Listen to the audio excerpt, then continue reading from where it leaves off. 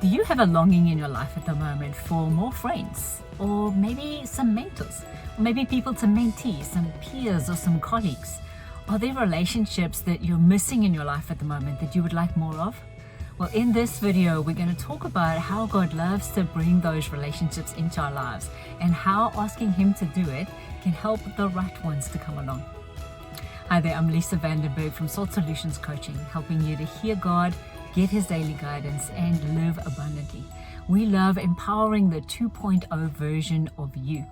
So if you're new here, consider subscribing, liking, and sharing this video, joining us on our channel for good news every single week.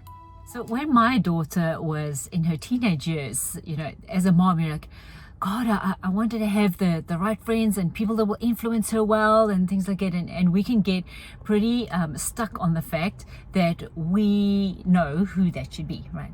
Look at this friend. Oh, no, I don't want them to be friends. So I'm not going to let the sleepover happen or things like this. And after a while, I was just exhausted trying to vet all of these friends by myself, like who my daughter should be seeing and who she shouldn't be seeing and how I got to control that circumstance. And I was talking to the Lord about it one day, and I said to Him, Lord, how do I navigate this thing of making sure that my daughter has good influence in her life? And He said, why don't you ask me to bring her the friends that she needs? Why don't you ask me to bring her the teachers and the youth leaders and the just general people in life, her supervisors at work? Why don't you ask me to put the people in her life that I know will be helpful to her?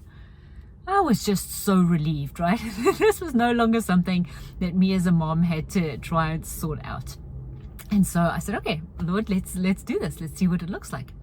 And so I just began praying from then onwards. I said, Lord, thank you for the people that you're bringing into her life that will show her the way that she gets to go, that will show her how to live a good life, people that she'll learn from. And the first thing that He helped me with was realizing that she didn't have to learn everything from me, that I wasn't going to be the one and only source of good news in her life or instruction or help or teaching or learning. Definitely a very important part as her mom, but that I could actually let go and let other people speak into her life too. Well, this totally changed a lot for me, because then I realized that, some of the stuff that she'd hear at school would be good for her. Some of the stuff that she'd hear at youth group, some of the stuff that she'd hear at the part-time job that she had. God would make sure that these would be things that would help her character to grow well, right? So I was like, thank goodness it doesn't all have to be me now, right? And then the second thing I learned was to trust that those voices would have something good to say in her life, right? So one of the instances was a friend that came into her life, and just from the surface of what I knew about this friend, it really didn't look good. They didn't have the same family life as we did, didn't believe the same things that we did, and just fundamentally I was a bit worried about this person being her friend. And I remember picking her up from college one day, and she came and sat in the car, and she said, Mommy, me and this friend were behind the bicycle shed with all the others, and they were all smoking. They were smoking cigarettes and they were smoking weed. Now everything inside us as parents, is like I'm screaming on the inside. I'm like, do something! Get out of the school! All of the things that we tried to do by ourselves. And the Lord just said to me, just keep quiet, just shut your mouth, don't say anything right now. So I said, that's interesting. And then after I'd kept quiet for a little bit, she said, Mommy, it was interesting. I learned something today. I learned that I choose not to smoke. I didn't like the smell. I didn't like, some of the things that were happening. So I've just made the decision that I'm not going to smoke. And as far as I know, she hasn't gone back on that decision. And this is decades later that's, after this incident. But the beautiful thing that the Lord showed me was that even when I think somebody might not be good for her, He will actually turn it around and bring something good out of the situation, right?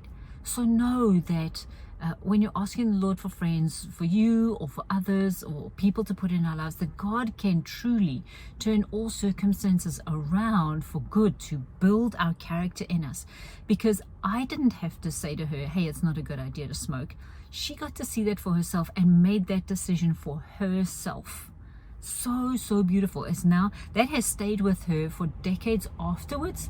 That wouldn't have happened as well necessarily, I don't think, if I had been the one trying to tell her not to do it, right? And then the third thing I've learned is then I started applying that to my own life. So as you're thinking about this for yourself, I let go of the reins of trying to define relationships. I remember standing at the back of the church one day, and somebody came to me, and I could just tell as they walked past, I could tell something wasn't right. So I said to them, "Hey, how you doing?" And they said, "I'm fine." And I said, "No, you're not." And they said, "No, I'm not." And we spent the next 10-15 minutes just talking through a circumstance in this person's life. And it was literally as if the Lord had shown me that something wasn't right, and then given the opportunity for that to open up so that we could ask Him for the truth and really minister to her and see that she was okay. And then literally I saw Him sort of heal up this wound, and then she was able to walk away well. And I saw her a couple of days later, and I was like, "Hi, how are you?" and everything. She says, "Oh, I'm fine, thanks." And she carried on walking away. And I remember just being so hurt that a couple of days before, the interaction we'd had was so deep and meaningful, and now a couple of days after, it was just like, and I didn't matter.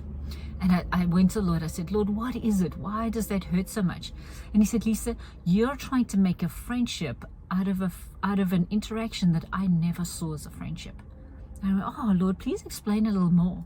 And He said, "You need to understand that not every interaction you have will be leading to a friendship."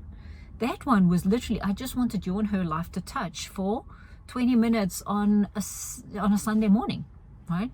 I didn't mean for you to be lifelong buddies or talk to each other for life, or even that you became a coaching client. It was supposed to be a 20-minute interaction. I said, "Oh, Lord, okay, so that means that I now get to ask you in any interaction with the person in front of me, I get to say to you, Lord, what does this look like from heaven's perspective?"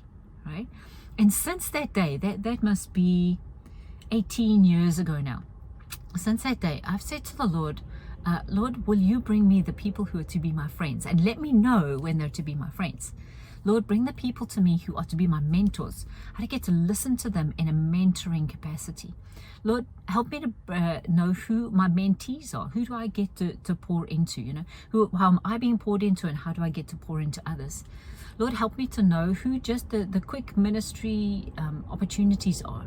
Help me to know who's a long-term client. This has helped me so much in my coaching business, to know when somebody's with me for a season, I'm with them for a season, or somebody that's long-term. I have clients that I've been with for over 2 years, and some clients that I've been with for just a few sessions, and then they come back to me later when they need something. And so I want to encourage you that when you let go of trying to make the relationships in your life look like something, whether it's friends, whether it's who you'll marry, or who gets to be friends with your kids, or the important people in your life, when you let go of that and say to the Lord, "Lord, will you let me know in all the interactions with people in front of me, will you let me know what's important, and what this is, and how long it'll be, and what the season is for, and what that interaction gets to look like?"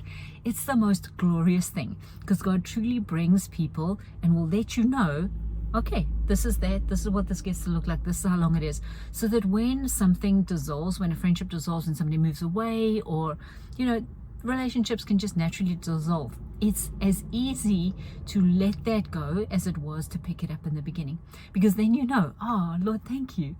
The reason for that person being in my life for that time has been accomplished, and we're good to go now. Now we can move on from that and pick up a new friendship, pick up a new relationship, right?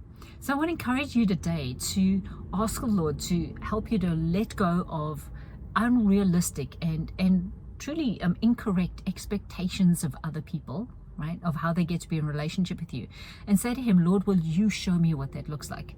You show me how to interact with the people in front of me, who I get to be longer term, who I get to be with shorter term, and what that interaction gets to look like," and enjoy relationships from heaven's perspective today. So good. So as always, Jesus is inviting you on this adventure today. Will you accept? I bless you to have rich and deep and meaningful relationships, whether it's 20 minutes or 20 years, with the people in front of you as you go on this adventure with the Lord. So like and share and subscribe to this channel. Truly take a moment to copy this link and say, who can I text this to? Who are 5 of my friends that I can text this channel to, so that we can learn and grow together, we can be in community together, you can talk through these concepts together and actually walk them out in life. So good to be able to do that with the community that he brings to you and shows you today. So bless you, and we'll see you next time.